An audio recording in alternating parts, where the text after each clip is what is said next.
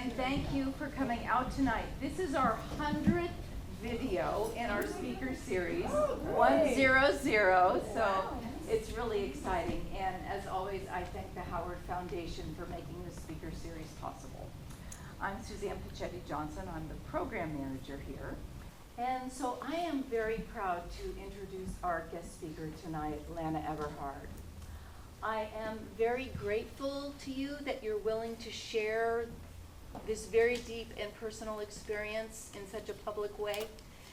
And I really appreciate it, how you're able to maintain peace through this. So thank you very much. You know, typically people stand, but I'm going to sit so you won't see my knees shake. First, I just want to thank Suzanne for asking me and me having a weak moment and saying yes. I want to congratulate her and the foundation on hosting the Avenues to Wellness Talk number 100. I mean, that's pretty cool. So thanks for being here.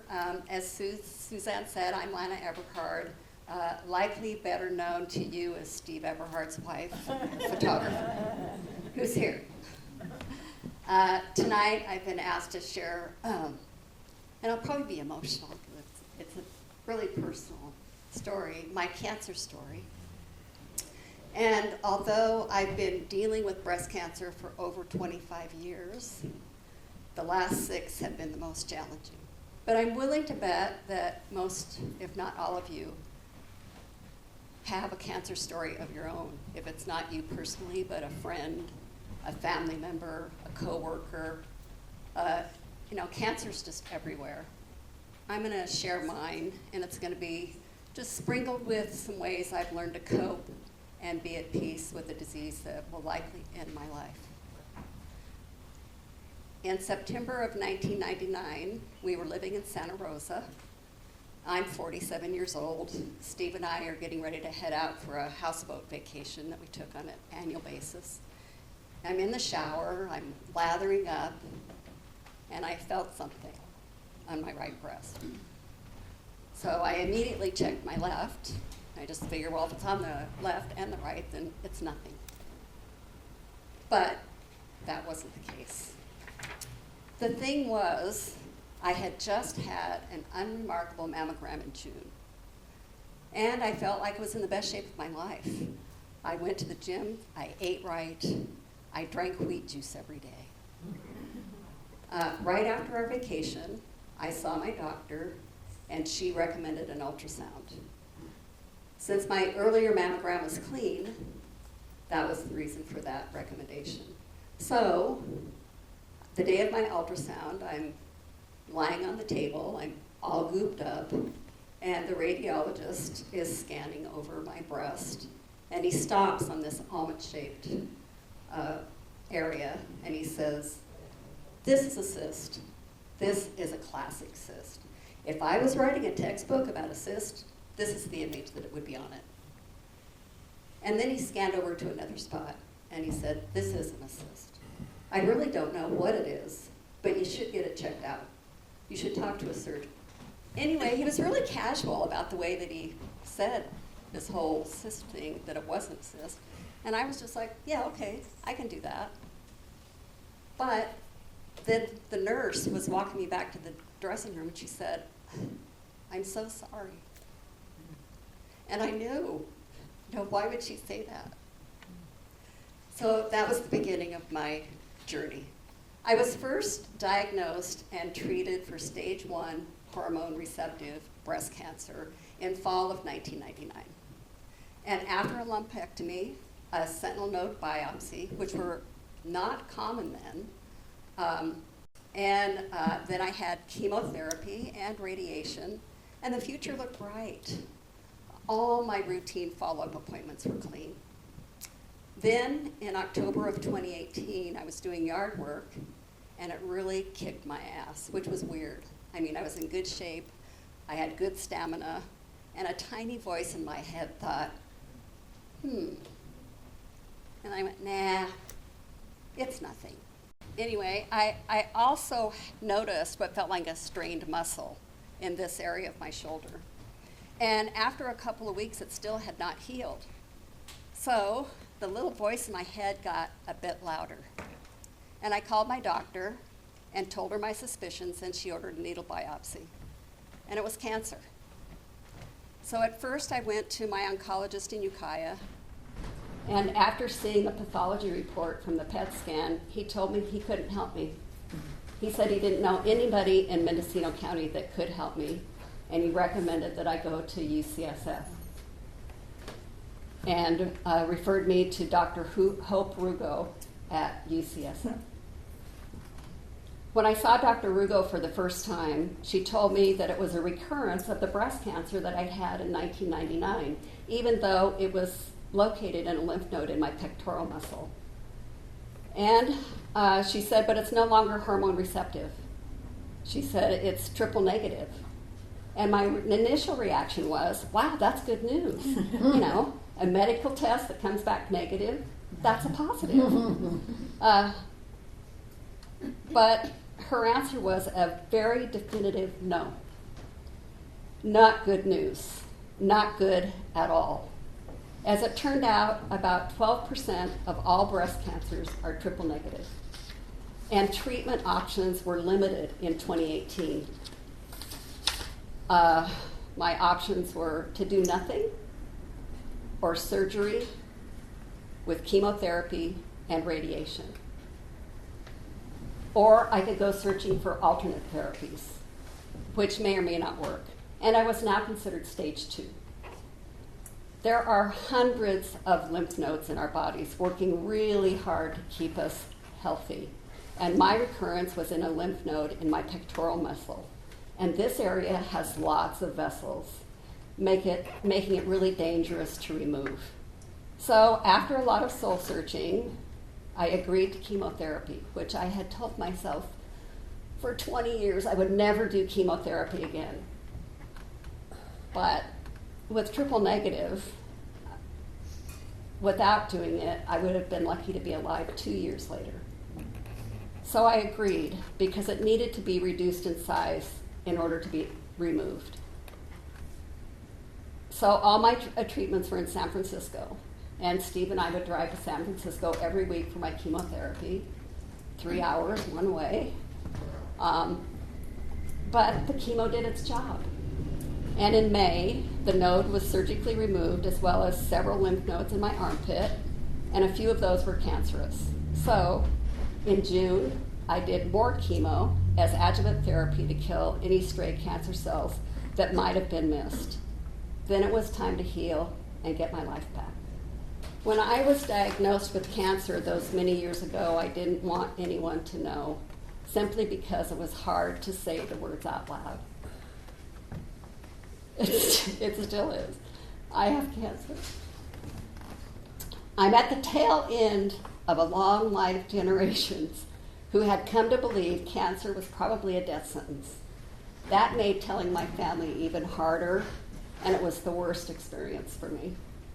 I wasn't sure I could even formulate the words to tell my friends and coworkers. A few people knew that I was getting a biopsy, so that did soften the shock of it all. And there are so many different reactions to the news. Speechless, sympathy, I'm sorry, and it's a heartfelt, I'm sorry. Shock, what? You're so healthy. Tears, disbelief, you need a second opinion.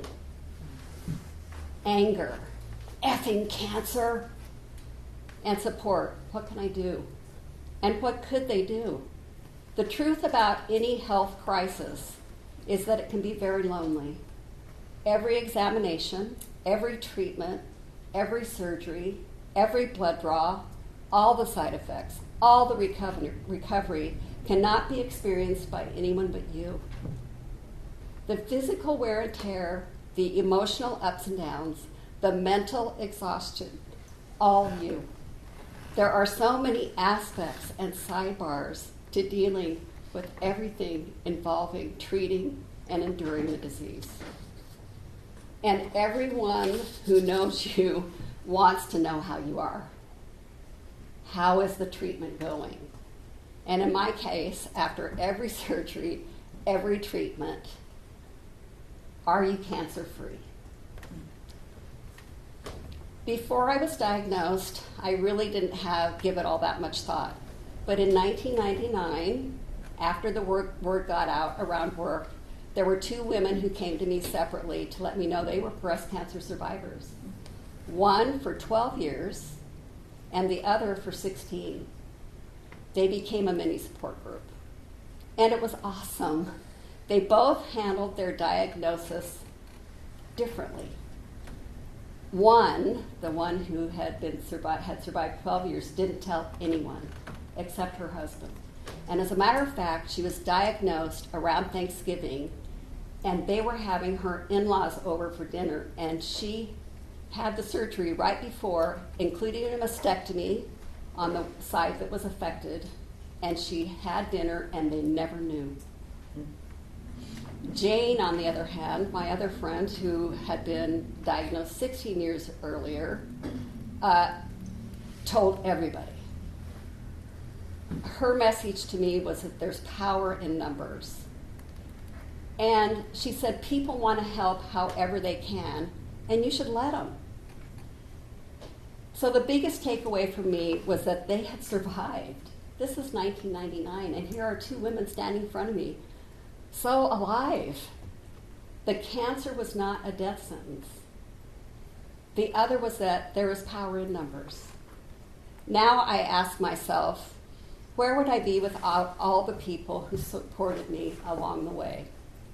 From my perspective, the more people who know, the better. Depending on their personal point of view, people pray for you and include you in group prayer circles. They remember you in their daily loving kindness meditations. They send healing energy out into the universe for you. They shower you with a single-minded belief that you will beat the disease. They believe if I should happen to survive this disease, I'll give credit to everyone who has cheered me along the way, from the sidelines, to the angels in my medical community, to friends and family and coworkers, to strangers who hear about my story and wish me well. And I'm hoping that others will stand on my shoulders through my experience. Since my recurrence happened 19 years later, the circle of family, friends, and acquaintances had grown, and everyone wanted to know all the updates on how it was going. They reached out by phone and email and text. Some wanted a quick snapshot, others wanted all the gory details, and I found myself repeating the latest over and over and over and over. There had to be a better way to share that information. So I found myself writing a blog. I decided I wanted it to be a place where I not only shared the latest health update, but to let anyone know who was interested the experience of being a breast cancer patient. From needle biopsies to ultrasounds to mammograms to surgery to caregivers to oncologists to discussions on prognosis, to my mental state, to side effects, the good, the bad, and the ugly. I wanted it to have a name that would be easy to remember because you would see people and I'd say yeah, I have a blog. And okay, what's it called? Or text it to me. And I just thought a name that would be easy to remember would be lanahascancer.com. A little bit unforgettable, so I'm pretty proud of myself. And I like this blog quote, and my blog is filled with blog quotes, and this one, if everyone helps you hold up the sky, then one person does not become tired, and that's the power of numbers. So here's an excerpt from December of 2019. For the past year, cancer has dictated almost every moment of every day. Even when I'm not consciously thinking about it, the little bastard is hovering nearby, just within my mind's peripheral vision. And the truth is, I want it there. I don't want to let it out of my sight. I don't ever want to let my guard down. Instead, I want to keep it on a leash, under my control and watchful eye. As a 2-time cancer patient with a nearly 2-decade span in between, I know I'll never truly be out of the woods. The next 2 to 5 years are my most vulnerable. As the days, months, and years go by, the odds just increase that I will die of something else before the cancer has a chance to force its way back in. That puts me into a weird sort of limbo. The cancer has been removed and treated, and hopefully any remaining scouts were killed in the process. But I can't say I'm a survivor, not yet. So where does that leave me?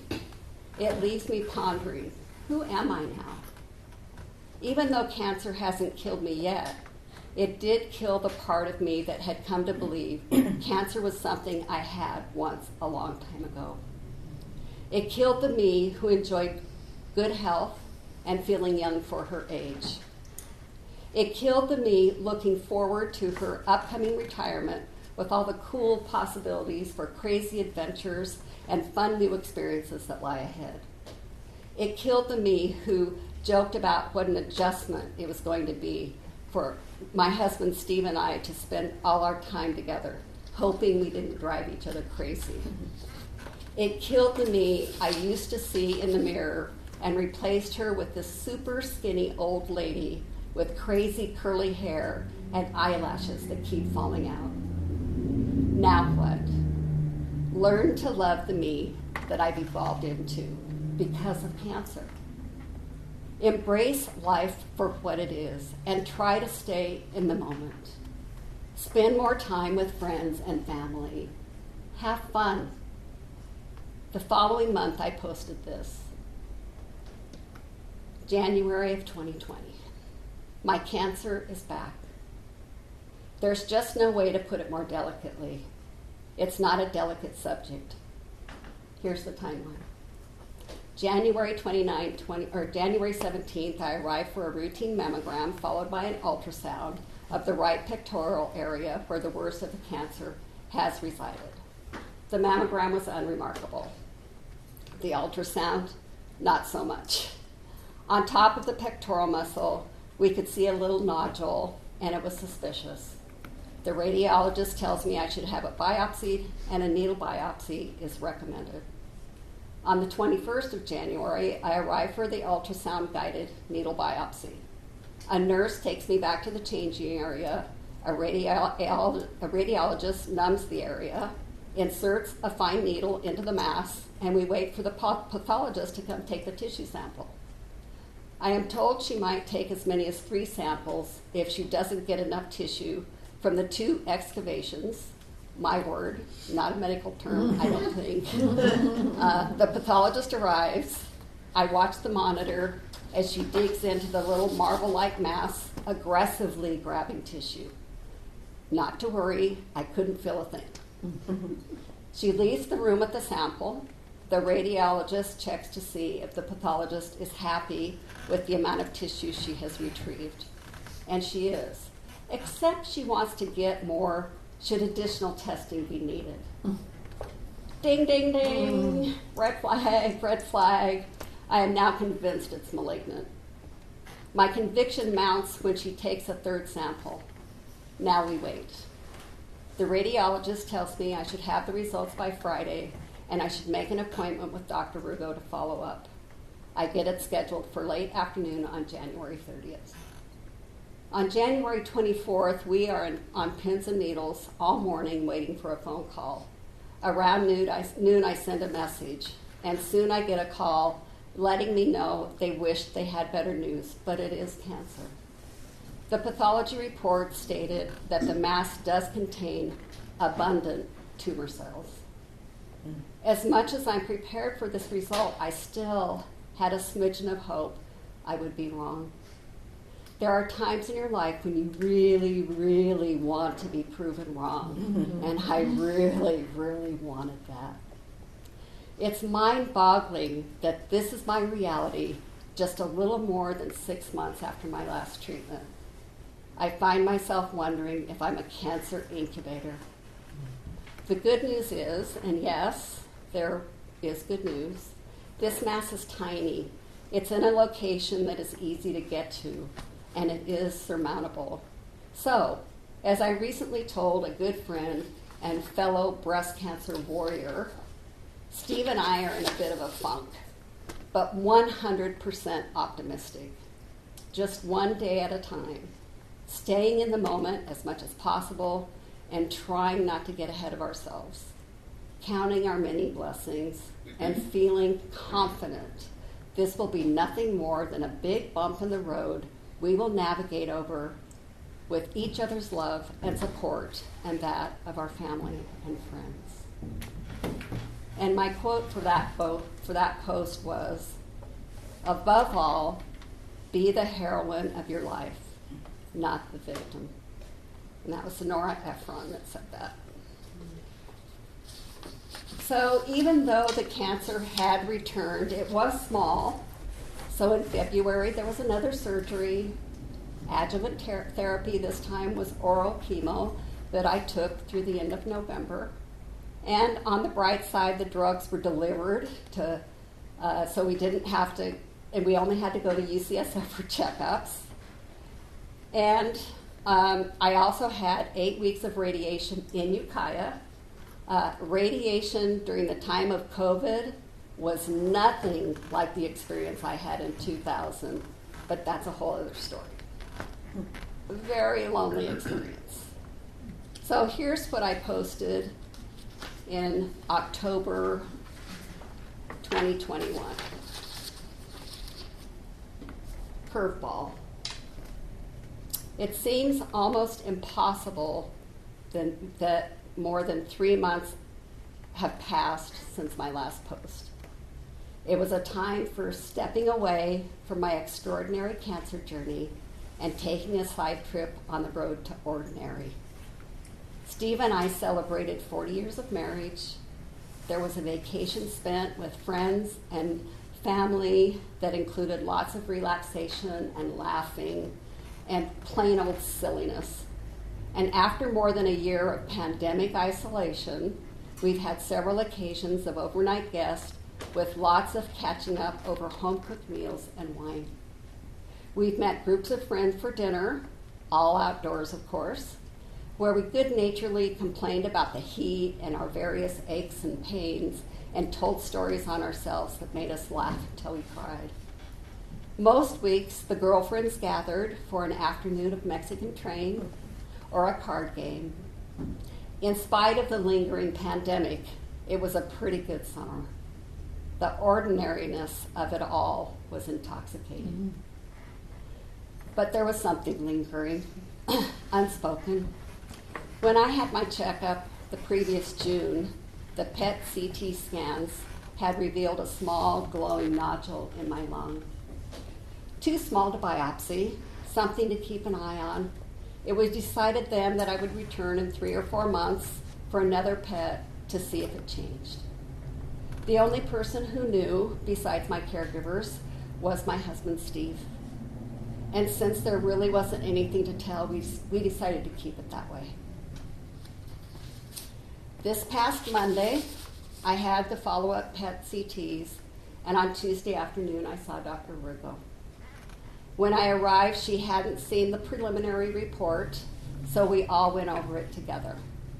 There were 3 spots that lit up, 2 in my right lung and 1 just below my right collarbone. These words especially stood out in the report. Findings raise suspicion of metastatic disease. Dr. Rugo then did an exam and was able to find a small, hard lump near my collarbone. I felt it too. And then I had a fine needle aspiration. And if the results came back benign, then we would continue to keep an eye on it and wait and see. If it was malignant, then the assumption would be that the lung nodules were cancerous as well. After the procedure, we headed home. The results would come back in a day or 2. Thursday morning, I noticed there was a voice message from Dr. Rugo. When I listened, I could tell she was calling as she drove to work. That's never a good sign. How many times have you had a doctor call you with good news while they were driving to work? Exactly. I called her back, left a message. She called me right back. It's more cancer. I suspected as much when I felt it. I think you knew it too, she said. She went on to say she had already talked to Dr. Ewing, my surgeon. There is a decision to be made about either removing the cancer near my collarbone or doing a core biopsy.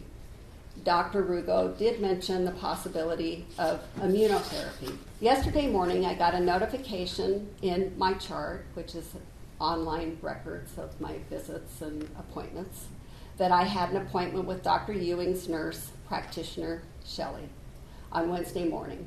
It's weird how, in a matter of hours, things can get super real. So that's the curveball. Another recurrence of cancer, but now it's also in my lung.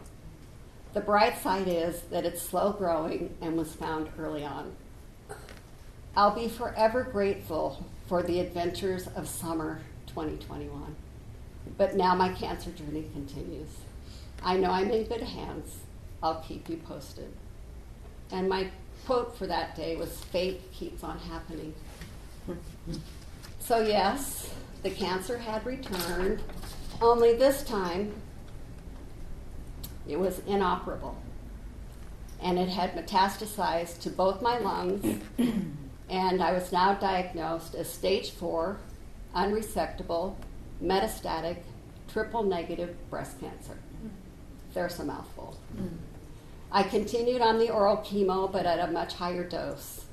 The side effects were brutal. It seemed to be working at first, but by October of 2022, it stopped keeping the cancer in check. I switched to another oral chemo for a few months, and it didn't work either. I was running out of options. So that was my current diagnosis.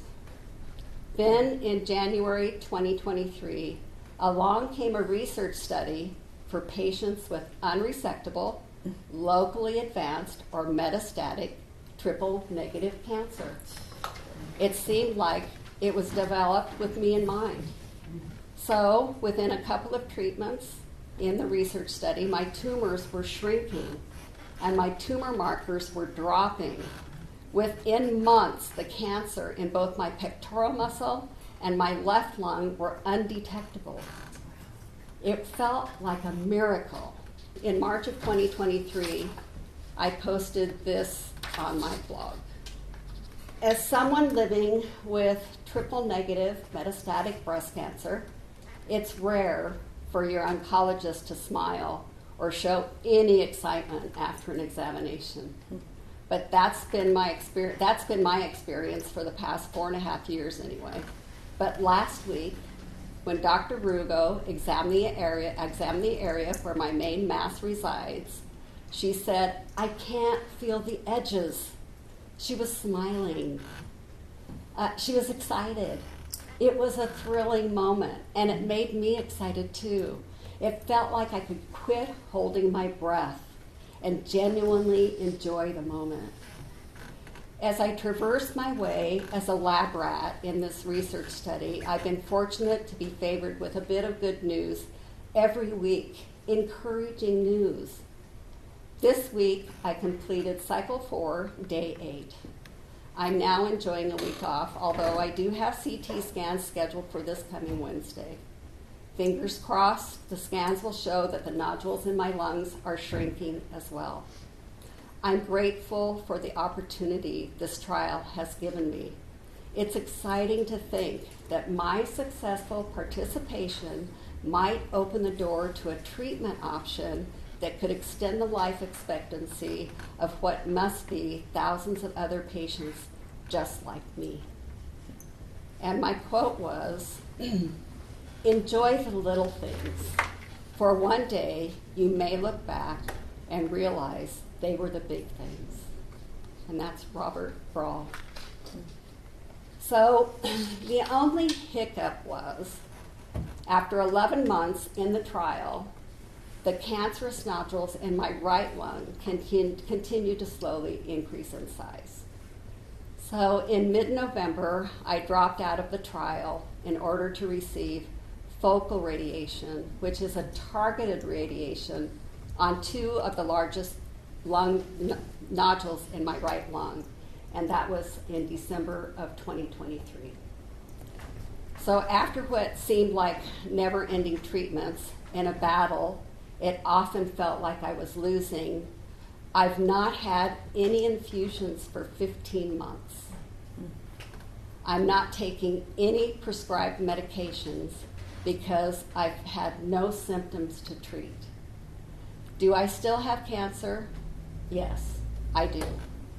It's there. It just hasn't been active. So I do have CT scans every 3 months, as well as blood work, which includes a tumor marker. The tumor marker, called a CEA, is an indicator that the cancer might be active if the numbers are rising, or that the treatment is doing its job if those numbers drop. Normal is somewhere at or below a 5. The test was added to my blood work in November of 2021 after the cancer became metastatic, and at that time was a 9.6. About 3 months ago, a chest CT scan revealed a couple of hot spots.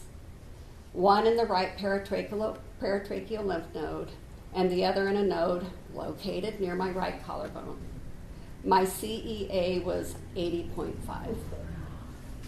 I had another chest CT in December, this past December, and the nodes were slightly larger in size, and my CEA was 102. So, this past January, just a few weeks ago really, I had 5 focal radiation treatments on the paratracheal lymph node. My next chest CT is in mid-March, and I anticipate some sort of immunotherapy or chemotherapy or a research study to address the node near my collarbone within the next couple months. Life is a shipwreck, but we must not forget to sing in the life. So I'm going to read to you a couple of posts. One is from February of 2019 and another from July of 2020. About chemo.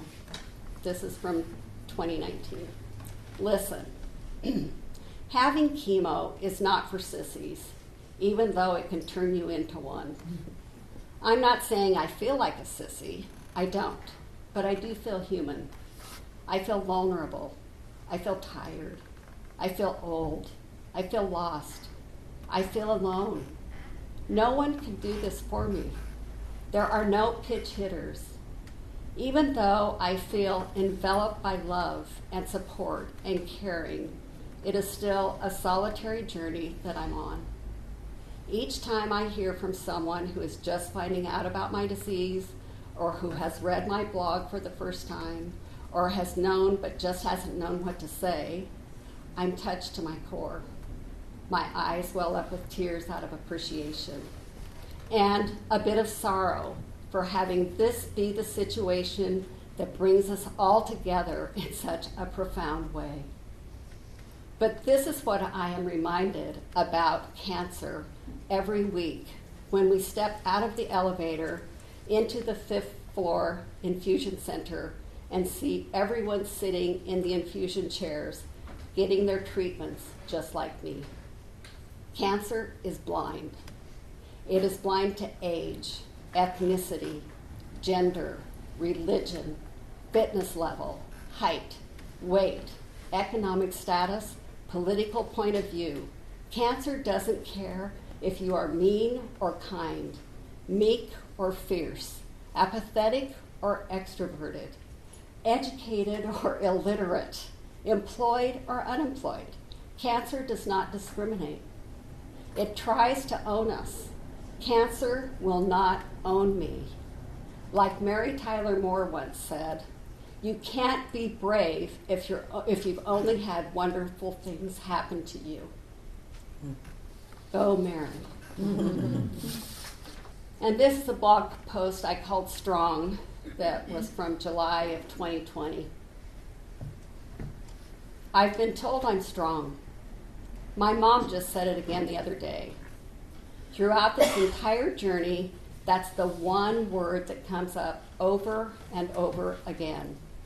You're so strong. I can't believe how strong you are. When I hear that word, the voice in my head always wonders, what does that mean, strong? I just don't see myself that way.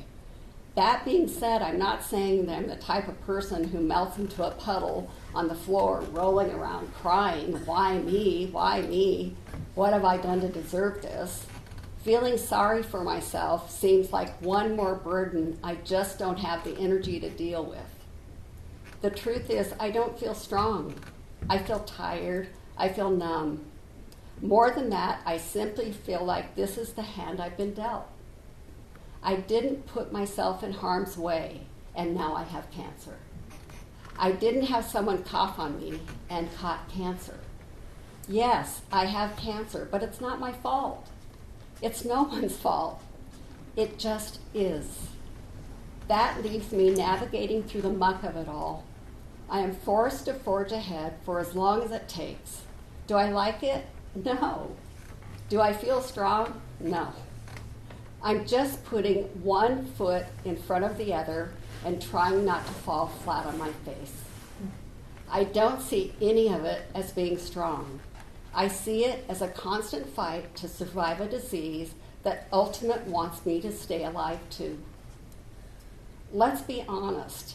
As long as I live, it can live. If I die, well, no more cancer. It's not like it can jump out of me and into someone else, right? Cancer isn't trying to kill me. It just happens to like living off the parts of me that are also necessary for me to live. But as we all know, that's not sustainable. I'll get through this. We all will. Thanks for having my back and thinking of me once in a while and sending all that loving, healing energy my way. I truly feel it and appreciate it every day. If there is any part of me that is strong, it's because you feed me and make me that way. And I took a Robert Frost quote for that post, which is, the best way out is always through. Remembering to breathe, which is so important. It seems like such a simple thing, but over the past 6 years, I found myself holding my breath a lot, mostly waiting for results from tests or blood work. It's hard not to fret. One thing that helps is when I tell myself, it's nothing until they tell you it's something. And when they take my vitals, I love it when the nurse or a medical assistant reminds me to take some deep, deep breaths before they take my blood pressure. And when I'm waiting to see my oncologist or a surgeon and the nurse calls my name, I know I've been holding my breath because I take a deep inhale before standing up and walking through the door to the examining room. And waiting in general. If there was a way to add it all up, I wonder how many hundreds of hours I spent waiting over the last 6 years. A simple reminder to breathe, no matter what is going on, can be very calming. Count to 4, breathing in, hold for 5, count to 6, breathing out. I was doing just that right before you all got here. Courage is not the towering oak that sees storms come and go. It is the fragile blossom that opens in the snow. Gratitude. Gratitude is something I try to practice every day, not just for the big things, like a comfortable place to live, a caring and loving husband, good friends, supportive family, you know what I mean. But it's also things as simple as breathing, noticing it and really appreciating it. I'm grateful for my mobility and that all my body parts are my own. Knees, hips, shoulders, teeth. I'm not arthritic. I can still bend over and touch my toes. I don't have cataracts. I'm grateful for hugs and smiles and laughter and quiet. I'm grateful for our purring cats and flowers fragrant and in bloom. I'm grateful for the rain, gentle or pounding, and the sun peeking at me through the trees in the morning, and the moon lighting up our yard at night. I'm grateful for eyelashes, eyebrows, and nose hair. If you've ever been without it, you'll know what I'm talking about. I'm grateful to be alive in the moment, in this room with all of you. I really am, so thank you. And I have a couple of blog posts I'd like to share here. One is from May of 2019. It's an excerpt from a longer post. I remember when I was young and school let out for summer vacation. It seemed to last forever. The summers were long and every day was an adventure. I think the reason the days and weeks and months seem so endless is because as a kid, you live in every moment of every day. Even now, that's what I try to do when I go on vacation. Live in the moment to make the time to seem to move as slowly as possible. Cancer is like that. It forces you to live every minute of every day in the moment. You don't spend your days thinking about reliving what you have done. You don't think much about what you have to do tomorrow or in the days ahead. You are just focused on surviving. So the days, weeks, and months seem especially long. That's what it's been like for me since September of 2018. And then this one from February 2nd of 2022. All of this information can be overwhelming and worrisome. I have found a wonderful refuge in my daily meditation practice. It helps to keep me present, accepting the way things are in this moment. It's made this journey much more manageable for me and reminds me to be grateful for all that I have, for the friends and family who support me with their love and good wishes, for the otherwise good health I do enjoy, like seeing and hearing and tasting and smelling and walking and talking and laughing, for the wonderful home and surroundings I have the privilege of living in every day, for the ability to sit at this computer and share with you what I'm doing, what I'm going through, and the comfort it gives me. Meditation reminds me that I am alive in this moment, and in spite of this one challenge, I am a very lucky person in so many ways. Blessed, really. I haven't a clue as to how my story will end, but that's all right. When you set out on a journey and the night covers the road, you don't conclude that the road has vanished.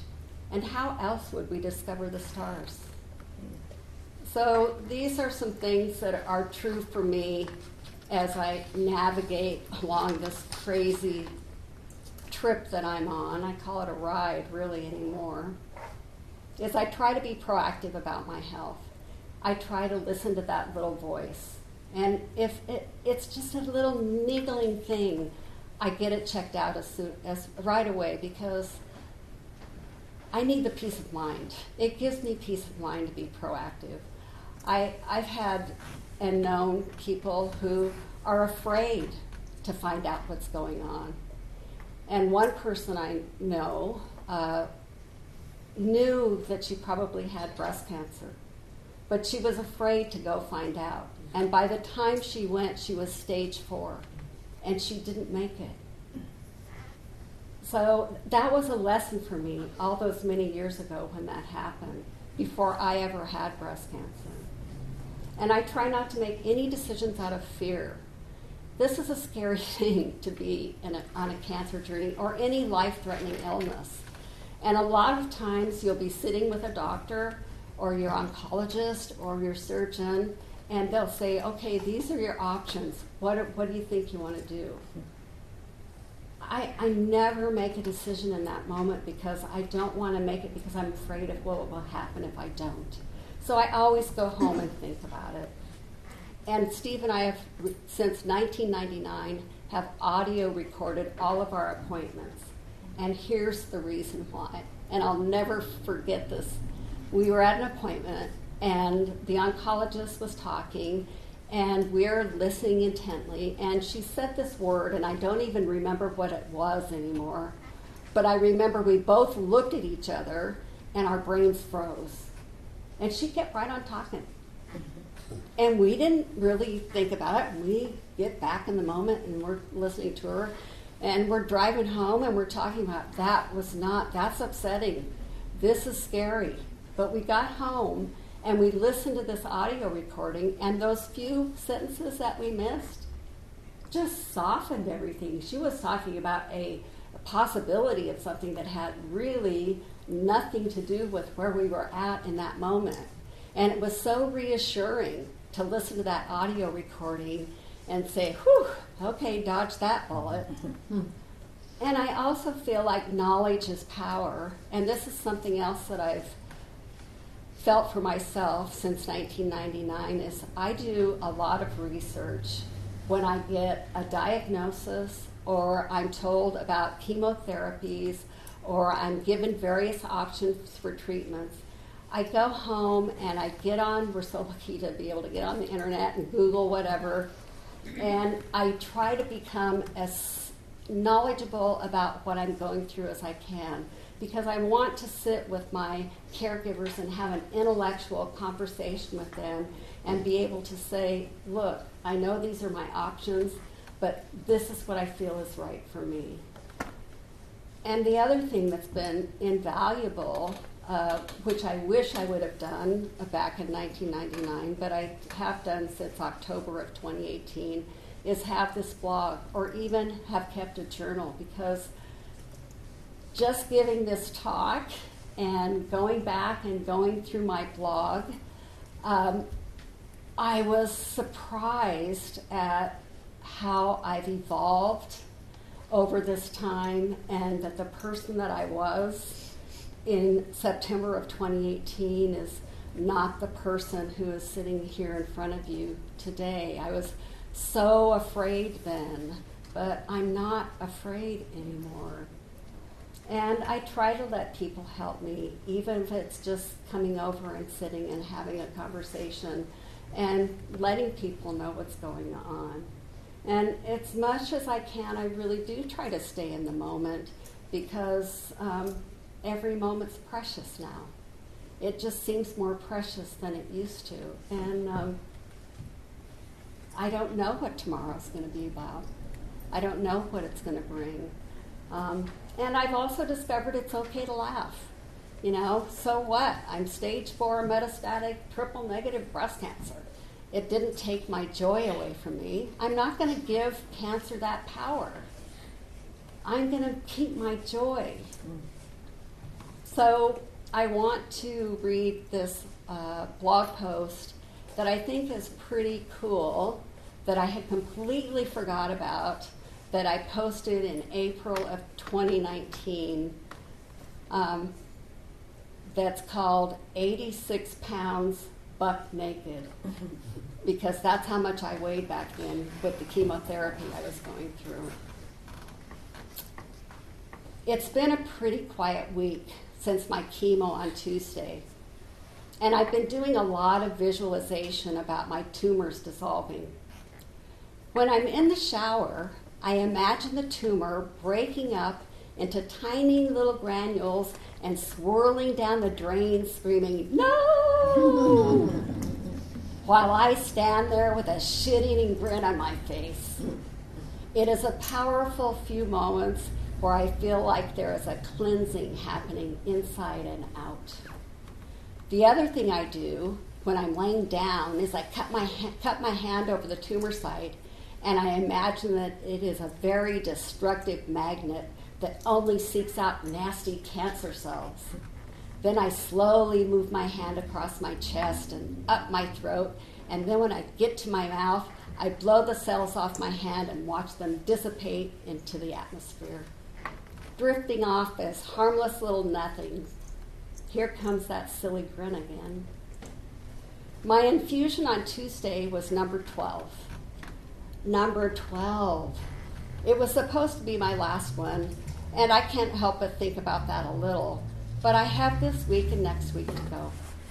I'm feeling more confident than ever that the MRI on the 15th will show how little, if anything, is left of the tumor. I have been reveling in all the good healing energy you have all been pouring my way. I feel it wash over me like a wave. Not a cold, take your breath away kind of wave. Rather a warm, healing, nurturing, love-filled wave that makes the cancer shrink into nothing. My chemo nurse was Lisa again. She is just the most amazing and kind-hearted woman. In our conversation on Tuesday, she shared that she's a 5-year survivor herself. We did not discuss the details, but it brought us even closer. I told her I have 2 more infusions to go, and she said the nicest thing. She said she didn't want me to go, that she will miss me. Listen, I'm going to miss Lisa and all my wonderful caregivers at the infusion unit. They make it bearable, and I love them for it. Lisa had to leave at 4:30, so my second nurse was Paige, a young former traveling nurse. As we were chatting, I told her how appreciative I was of her care. I told her what amazed me the most was that she chose to be an oncology nurse. She chose it. That takes a special type of person, someone who day after day helps people of all ages fight for their lives and manages to be comforting. Someone who doesn't get rattled when things go sideways. Someone who will do whatever is within their power to make you as comfortable as possible under very stressful conditions. Someone who shows no judgment. Someone who smiles and genuinely cares. And so, I am just 2 days away from infusion number 13. It doesn't seem possible. It doesn't seem real. But then, since the day I was diagnosed, it never has. I wanted to share some resources that I think are valuable for people dealing with cancer. Our greatest resource is local, the Cancer Resource Centers of Mendocino County. They just offer so many valuable options for us as cancer patients. They'll take you to appointments. They will help you understand the information you're provided. They have support groups. I only utilized them one time, and I did go to a support group for a couple of times, but then all my appointments were in San Francisco, and so there weren't enough hours in the day to be able to go. Another great resource is called Medline Plus, and it's a robust online health information resource that is a service of the National Library of Medicine, and it's part of the National Institute of Health. And what I have found it most valuable for me is that any medications that you're taking or supplements, when I would get a chemotherapy drug, for instance, adriamycin, I could look up that drug. It would tell me what the side effects of that drug would be, what the long-term side effects of that drug might be. It would tell me how often it was recommended it should be administered. It tells you what that drug is for. And so you just get all of this information coming at you and all of these crazy words. And to be able to have a resource like that where you can actually sit and read about it and have it make some sort of sense was just invaluable for me. And of course, I like to think that my blog is a good, valuable resource for anybody dealing with cancer, especially breast cancer, because it isn't just about the medical side, it's about the mental and emotional side. And I do try to describe what the treatments are or the tests are that I'm going through, because, many times you talk to people that are also going through cancer treatments, but they don't tell you what it's like to get a needle biopsy or a core biopsy, or what it's like to have a breast MRI, which is totally different from other MRIs because you're laying face down. It's very bizarre. I wanted to be able to share that because knowledge is power. So I just have one little thing that I do want to share. Now you know a bit about my story. It's not the whole story because it's 6.5 years of story. I'm no longer the person I was in 1999. Scared, anxious, confused, but I was still proactive about my health care. And when I went to UCSF for a second opinion then, I found out I had more treatment options than I could get locally. And I'm no longer the person I was when the recurrence came about in 2018. I've changed. I'm calmer, more relaxed, more accepting. I'm at peace with whatever the future may hold. I'm not afraid to die, but the prospect of suffering does scare me a little.